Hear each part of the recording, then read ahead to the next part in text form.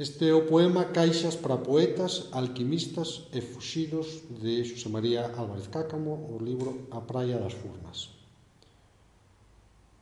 Entran as aparencias nas cámaras escuras, como nas furnas tristes, poetas e alquimistas, como os alucinados nas caixas da soidade.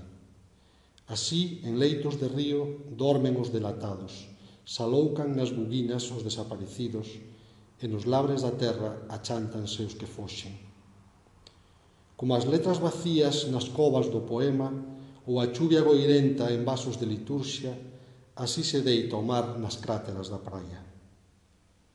Féchanse nos desváns os que agardan a morte, os que espreitan as augas en traballo de sonda, os que recollen luz dos funís e dos pozos. Doentes, extraviados, poetas e alquimistas fanse vellos na busca dunha quintana, un patio, un país encuberto, unha alcoba secreta. Así fan os que foxen do terror, os amantes, os que caen nos alxibes namorados do espello, os que topan a nai no quentor do fallado. A sombra das figueiras semella unha lagoa, unha caixa que garda as memorias precisas pro abrazo ferido dos mortos inocentes.